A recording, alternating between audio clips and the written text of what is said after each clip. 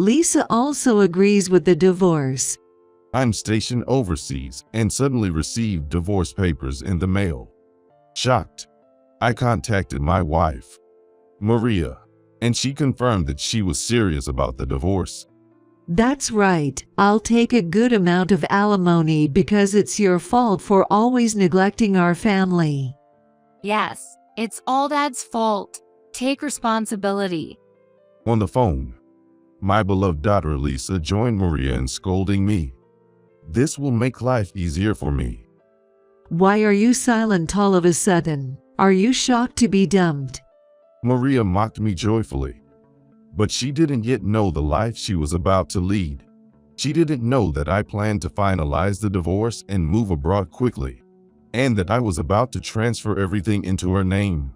My name is Ted, a 55-year-old salesman. I've been devoted to sales at a major trading company. Now, I serve as the head of the sales department. My father was also a salesman at a trading company, and I spent much of my childhood overseas. Thanks to that, I can speak 5 languages. Leaving my parents behind, I came back to America when I was in high school, and I lived with my grandparents when I was in high school and university. I dreamed of being a globe-trotting salesman like my father, so I joined a trading company. The job market during my time was a seller's market, with companies desperately trying to secure employees, and I was in high demand. I received several job offers, but I chose my current company, which was active in international trade. After joining, I managed to achieve excellent results despite economic downturns and stock market crashes. The recent pandemic has hit the global economy hard, but humans are resilient, and the effects are gradually subsiding. After a pause, international business trips have resumed this year, and as the head of sales, I've started traveling again for important deals. Oh, another trip. Well, that's fine. As I packed for a trip, Maria opened the door and spoke sarcastically. This one might be long. Sorry, but I need you to take care of things at home. I turned and replied calmly. Smirking at me, Maria turned away and left.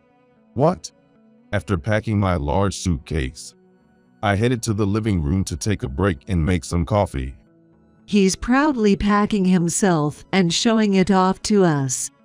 I stopped at the door when I heard Maria's displeased voice from the living room.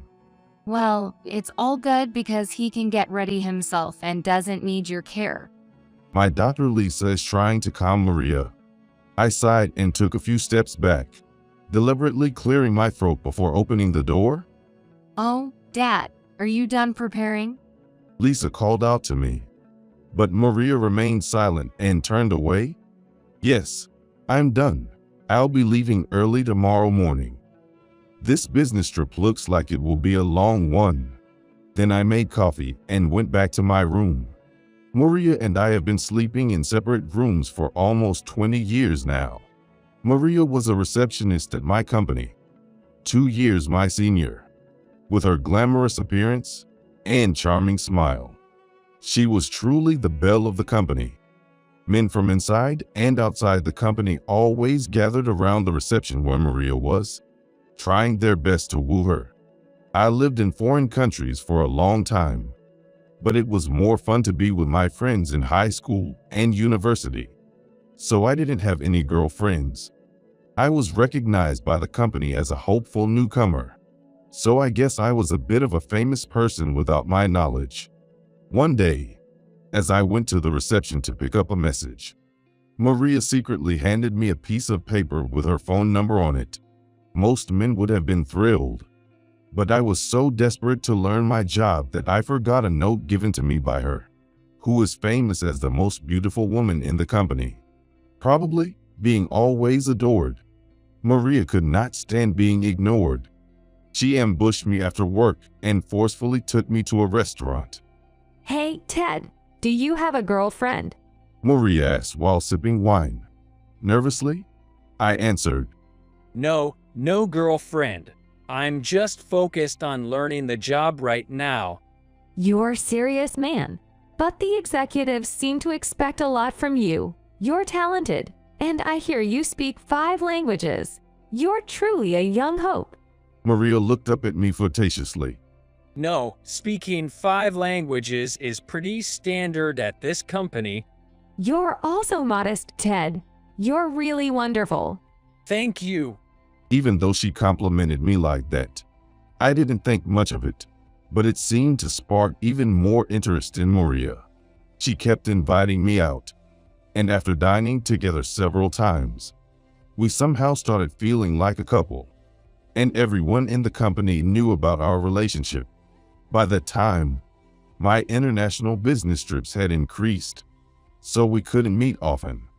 But Maria was always happy when I had to travel abroad. It's amazing that you're traveling abroad alone after just 1 year with the company. You're definitely a future executive. Maria supported me with sparkling eyes.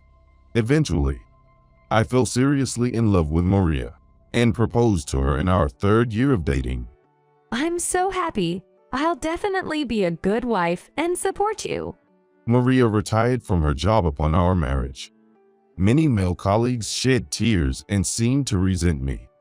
But by then, I had become a respected member of the sales department, and no one dared to complain directly to me. Thus, Maria and I got married, and she became pregnant right after our wedding. We moved in a rush and started living together. But Maria could hardly do any housework due to morning sickness. I did my best to support her, but she found faults daily and complained. The kind Maria who always praised me while we were dating seemed to have disappeared. I told myself it was her poor health causing this, hoping she would return to her usual self after the morning sickness passed. But reality was not so forgiving. When Lisa was born, Maria began complaining about the hardships of night crying. You should at least take care of her when you're home. After coming home late at night, I was often handed a crying Lisa, and on rare days off, I ended up doing accumulated chores like cleaning and laundry. Being young, I thought, postpartum women are delicate, so they need care, as I had been told by parents abroad. And since Lisa was indeed adorable, I worked hard despite being exhausted, while Maria pushed household and child care duties onto me. She insisted that I not slack off at work, and she never allowed me to take a day off, even when I was slightly ill. Fortunately, Lisa grew up healthy, and nearly 30 years had passed. By then, however, Maria and I had completely cooled off towards each other. Still, I pride myself on having done my utmost for my family. Lisa graduated from college, and when I was promoted to department head 5 years ago, Maria wanted to move into a high-rise condo. If you're a department head at a top company, you have to live in a place like this. Maria was in a good mood at the time, and we had a period of peaceful living. But that peace soon passed, and Maria's attitude became cold again. It seems she does the household chores for herself and Lisa, but never for me. The misery of doing household chores with a tired body at my age is indescribable. I've thought about divorce many times, but being too busy and Lisa's presence have made me hesitate. So now, even if Maria doesn't help with trip preparations or speaks ill of me loudly, I don't mind. Well, I'm off then. The next morning, I whispered to myself in an empty hallway and left the house. For me now, working is when I feel most significant. After completing the travel procedures, I boarded the plane and closed my eyes. I felt heavy due to not sleeping well the night before. As soon as I closed my eyes, yesterday's conversation between Maria and Lisa echoed in my mind. He acts like he's done nothing wrong. I hate that saintly attitude. As soon as I left the living room with my coffee, Maria started complaining. Well, we can live comfortably because he works hard. I really wish Mom would try a little harder to keep him happy. Lisa calmed Maria down with a laugh in her voice. Lisa, who had always been close to me as her little, began to show defiance during her teenage years. From then on, she seems to have become devoted to her stylish and youthful mother. Maria, indifferent to parenting, was in a good mood when Lisa said things she liked, an easier target compared to the nagging me. When it came to money matters, like high school and college, Lisa was obedient to me and accepted my advice. Lisa, more cunning than Maria, skillfully navigated between us to gain her advantage. Initially troubled by Lisa's rebellious attitude, I was pleased when she became obedient. But a certain event made me realize her true nature. Previously, I had scolded Lisa for not working after college graduation and instead gallivanting under the guise of preparing for marriage. But now I no longer felt like saying anything. Dad, are there any good guys at your company? I want someone reliable like you, Dad. Lisa sometimes says this sweetly when I'm at home. Well, if I see someone promising, I'll introduce him to you, I answer with a smile. But my heart feels cold. Ultimately, Lisa probably wants a convenient partner to depend on. Just like Maria, I'm enough of a victim. I mutter to myself and pretend to look, all the while dodging the issue. But, Dad never really introduces any guys. I'm already 28. I want to get married soon and be an elegant housewife like Mom. Isn't you already in her elegant bride training phase? Well, a boring guy like him would be dull. I wouldn't recommend it. They giggle together. But hey, if you want to play around, there are plenty of ways to do that, right? Oh, Mom, saying that in front of your daughter? They burst into uncontrollable laughter. I entered the room without making a noise, so they didn't notice me. What am I going to do with them?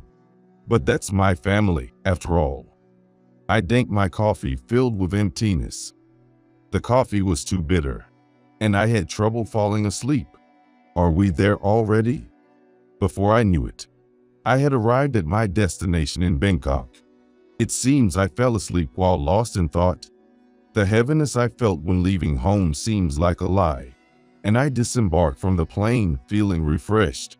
I met the local staff, who came to pick me up at the airport, and headed to the branch office in Thailand, which serves as a crucial hub in Southeast Asia. Our company places significant emphasis. Afterward, the negotiations go smoothly, and I complete the contract on the last day, ready to return home. A letter from the U.S. arrived at the hotel where I am staying. Normally, communication from the company would be via phone or email. So why a letter? Moreover, it was addressed to me personally. Curious, I opened it and found a single piece of paper inside. It's a divorce document. Moreover, it is signed by Maria. She had to mail this all the way to Bangkok. Couldn't she wait until I got back to the U.S.? Annoyed, I decided to call Maria anyway. Wow, how unusual. Did the mail arrive? Maria asked me meaningfully. Yes. The divorce papers. What's this all about? I asked calmly, and Maria grinned slyly. What do you mean? I want a divorce because you've neglected the family too much, and I just can't take it anymore. She declared triumphantly. Is that so? At my response, Maria scoffed. I'm serious, Lisa agrees with our divorce. Before I could even speak, Maria rattled on. I'll take a good amount in alimony because it's your fault for always neglecting our family. I could hear not only Maria's voice, but Lisa's. That's right. It's Dad's fault. You need to take responsibility. Lisa scolded me. This will make life easier. While I listened to their harsh words, Maria started laughing. Oh, come on. Are you shocked to be dumped? Maybe crying on the other end. I quietly told the two of them, all right, let's get divorced. I'll give you everything I own. I promised. And I'll take the savings too. No complaints, right? I've supported you all this time, so you should be grateful and hand it over. I could almost see Maria reclining triumphantly on the other end of the phone. Understood. Let's proceed with that. While listening to their triumphant cries, I hung up the phone. Well, things are going to get busy. I decided to get moving right away. Upon returning to the U.S., I immediately filed the divorce papers and completed various procedures. It's finally over. With a refreshed feeling I hadn't felt in 30 years. I crack open a beer as I relax on the deck chair, feeling the pleasant breeze. I can't help but hum to myself. Then, my cell phone rings loudly. Who's that? Picking up, I see it's my now ex-wife Maria's name displayed. Hello? As soon as I answer, Maria's hysterical screaming comes from the other end.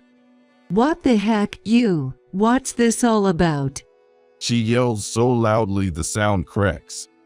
What do you mean? I replied calmly, and after a moment, all I could hear was her heavy breathing. I got something called a certificate of contents. She starts to speak while still gasping for air. Just as you see, due to the divorce, your infidelity came to light. So it's a claim for alimony. There's more to it than that, isn't there? Maria's voice trembles. Yeah, the results of a DNA test are also included. It shows that Lisa isn't my daughter, since you tricked me into raising her. I'm also demanding reimbursement for all the child-rearing expenses. If you don't like it, we'll go to court. I can't pay $300,000 like this. I sneered as I spoke. Why not get Lisa's real father to pay? You, who are you talking about? Don't play dumb. I know everything, all of it, I say in a low voice. And Maria gasps in fear. But he doesn't have that kind of money now. His wife divorced him and took all his savings and retirement funds. Her feeble voice was as good as admitting that Lisa's father was someone else. I am exasperated by Maria's persistent foolishness. It's John, the former executive. Right. Maria gasps on the other end. I only found out recently. But it was a shock, especially since he was the best man when we got married. No way. Maria groaned but then spoke as if she had a realization. Did you tell John's wife, Alice, about this? Sharp of Maria to notice. Yes, that's right. Good of you to notice. I gathered all the evidence and informed Alice. You shouldn't have. She grits her teeth. But there's nothing more Maria can do. Alice was furious about the years of betrayal. Since her son is a liar, she hired a top-notch lawyer through him and seems to have taken nearly all of John's assets. And I added more to the conversation. By the way, Alice mentioned she'd be seeking alimony from you. What did you say? Maria screamed. And then I could hear the rustling of papers. Oh my God. It seemed she also received a notice from Alice. Alimony of $50,000. I can't pay that much. Oh, that makes it a total of $350,000. Tough break. If you were short on cash, you could always sell some land. Good, right. It's in my name now, isn't it? Maria's voice brightened at my reminder. That's right. It's all done. Well, I'm hanging up now. After ending the call, I couldn't help but burst out laughing. About a year ago, I accidentally learned of Maria and Lisa and my former boss John's secret. I was supposed to have dinner with a client at a restaurant, but they were delayed by an hour. While waiting, I ordered a coffee and turned around, only to see Maria and John entering together. John had been my boss, and since he and Maria were from the same company, I knew them well enough. Not to mention, he had been our best man at our wedding. However, their behavior at that moment seemed closer than just acquaintances. almost too intimate. I turned my back to avoid being noticed. Luckily, they were seated at a table that was hidden from me by a pillar. I couldn't see them, but I could just barely hear their conversation in the quiet restaurant. Maria, it's been a while. Yes, John, I thought we'd see each other more since you retired, but you hardly ever call. Maria's voice sounded pouty.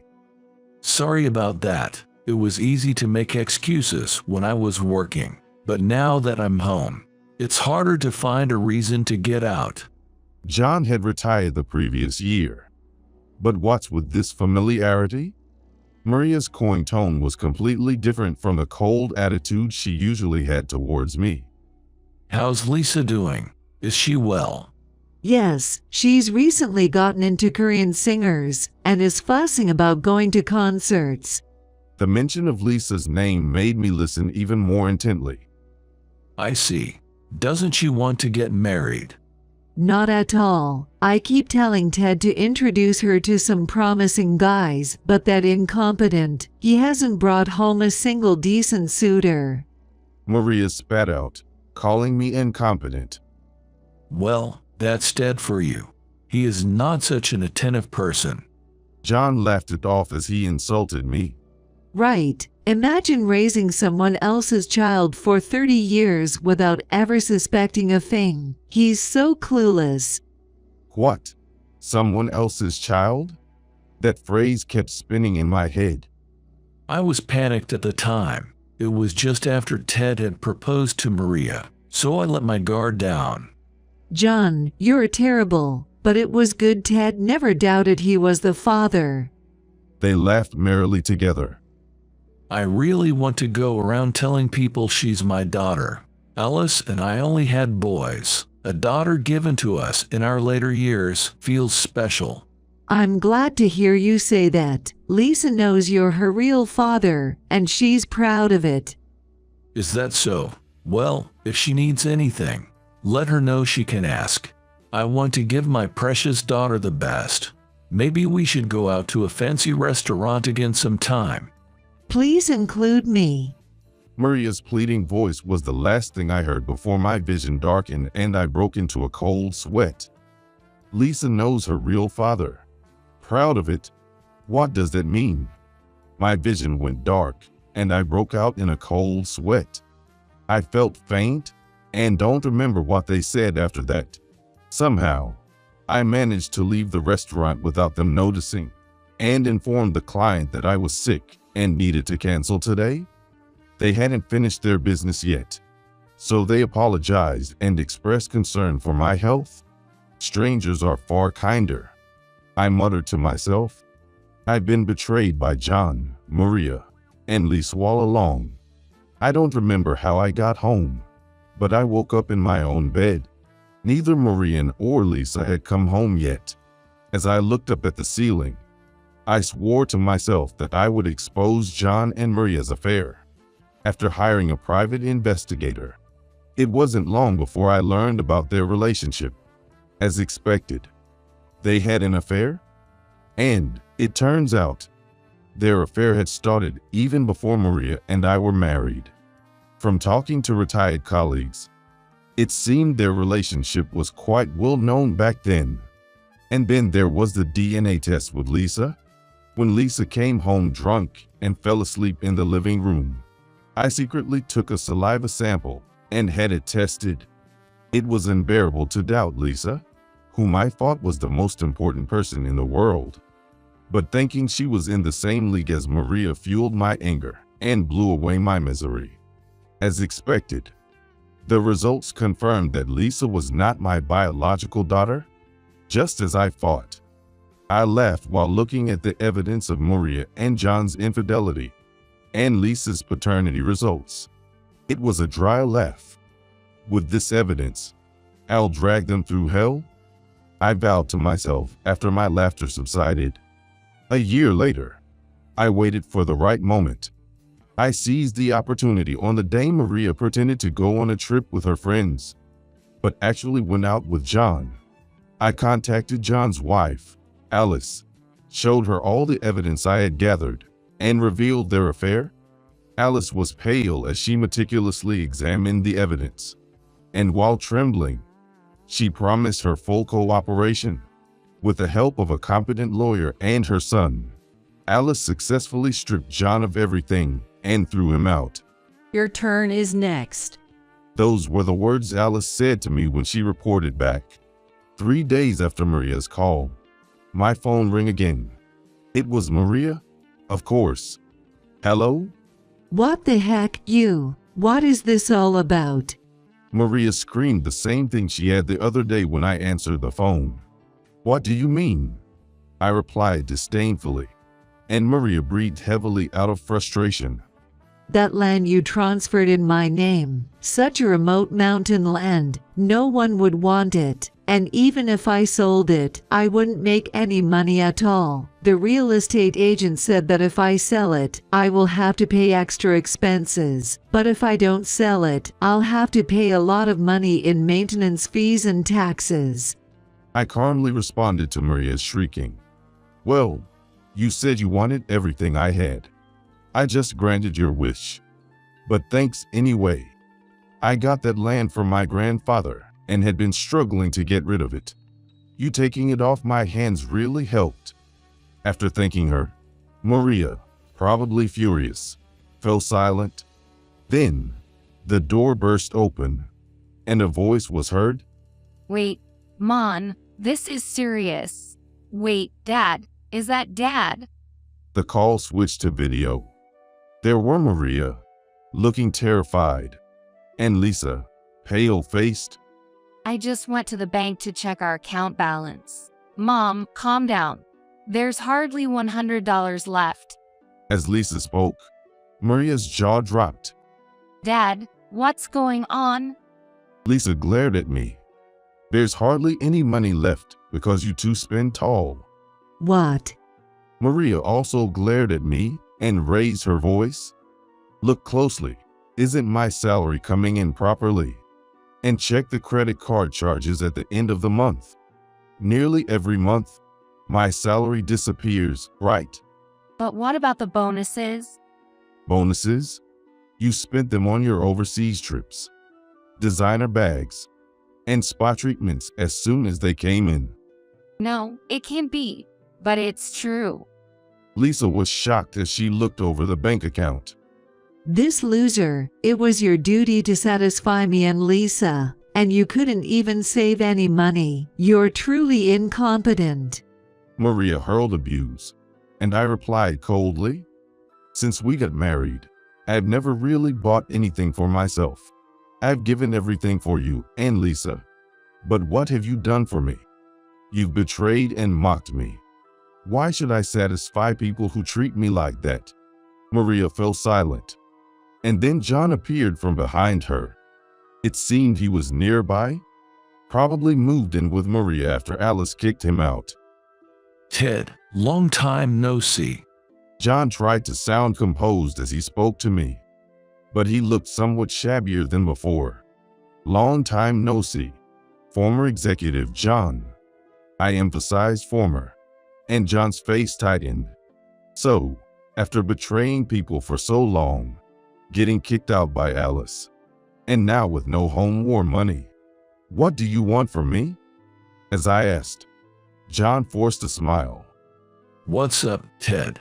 That's not like you. After all, Maria and you were together for 30 years, and Lisa is the daughter you cherished. Stop being childish. Help them out. What is he talking about? I felt a rush of anger. Help? Why should I? Why don't you help Maria and Lisa? If you can. I managed to keep my composure as I responded. John looked sad and shrugged. Ted, I'm an old man now, and what you think about my relationship with Maria isn't true. She was just volunteering to keep me company. So, with a broad heart, help out Maria, Lisa, and me, who are in trouble. Wasn't he like this before? Or was he just hiding his shamelessness? I thought to myself as I watched John's desperate attempt to smile. Right, Dad, Lisa's in trouble. We can't even buy food without money. You stopped the credit card, didn't you? It hasn't worked since the day before yesterday. Lisa cried out in almost a scream.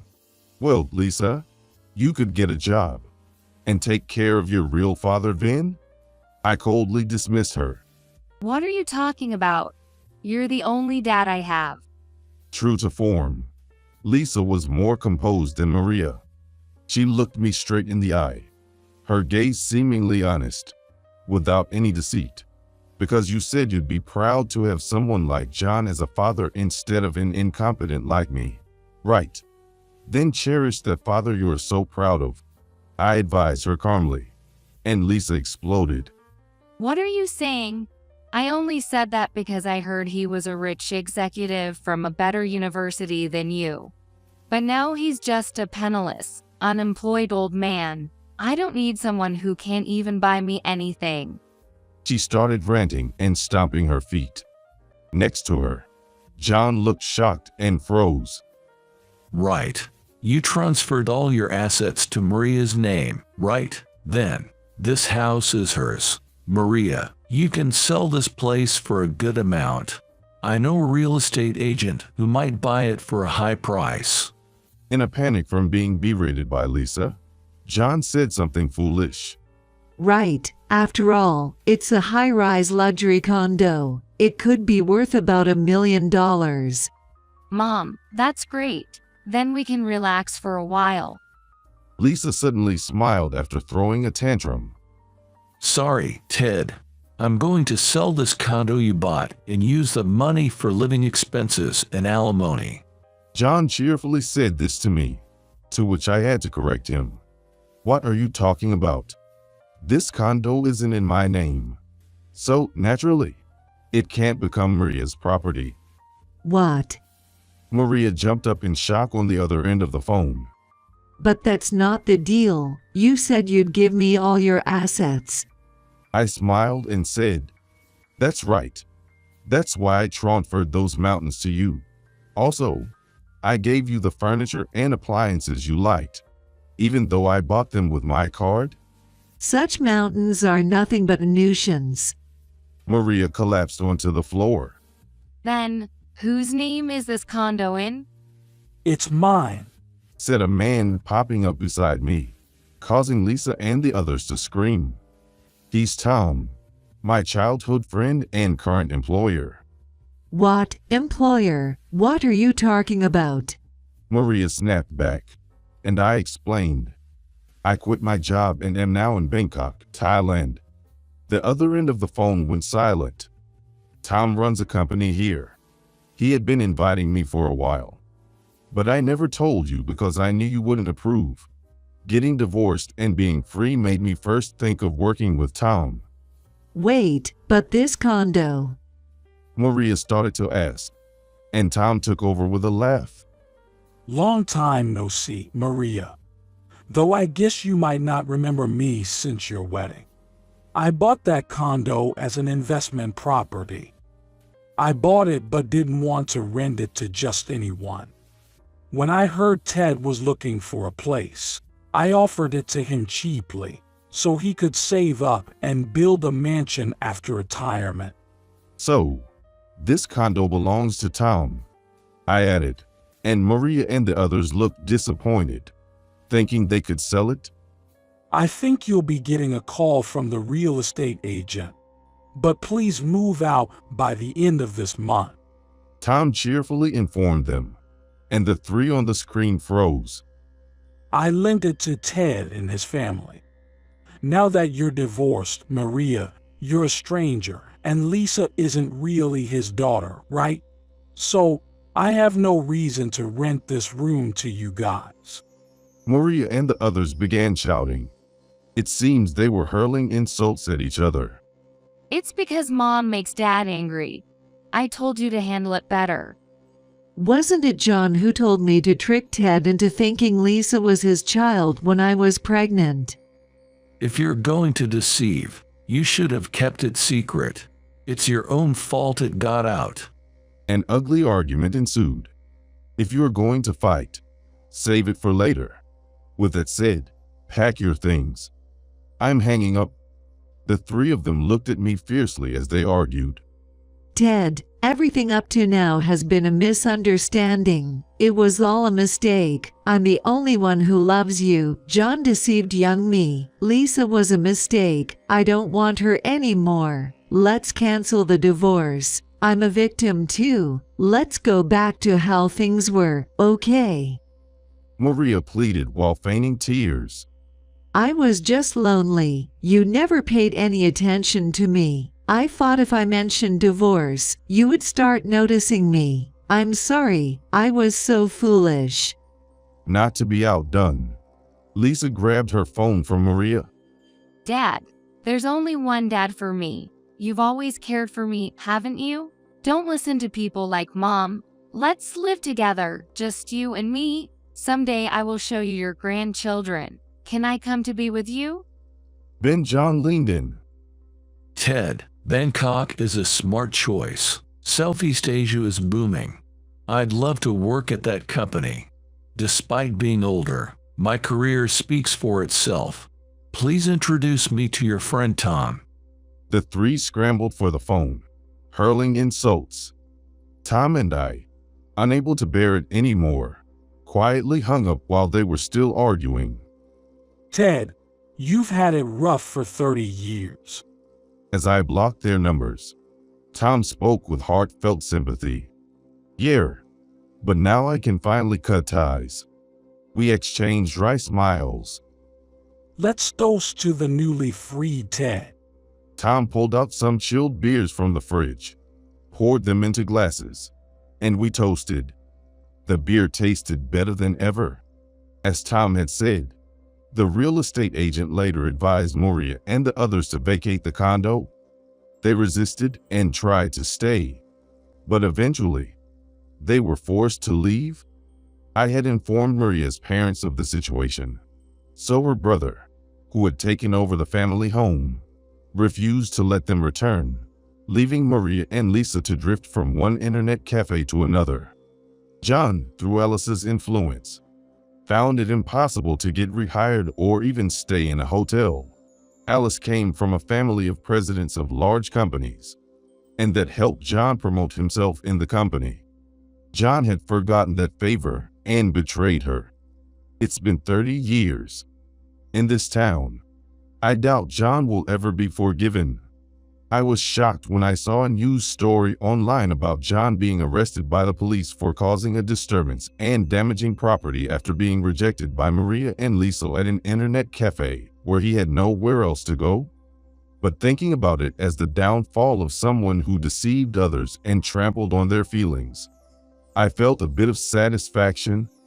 Maria and Lisa were also injured, and perhaps unable to bear having their situation exposed to those around them. They left the town like fugitives in the night. There were rumors of two destitute women living in a remote mountain area. It might have been them. Afterward, I started helping out at Tom's company, and we've been successfully increasing sales. The people here are warm, and unlike the times I lived with Maria and Lisa, there is no emptiness or misery, no matter how tired I may feel. Drinking beer with Tom after work and talking about the company or reminiscing is the most enjoyable part of my day, and I deeply appreciate being here, reflecting on my life. I think I wasted a lot of time due to my poor judgment of people, but it was those times that now make me cherish the wonderful companions I have around me. From now on, I plan to live valuing people and time in the second half of my life.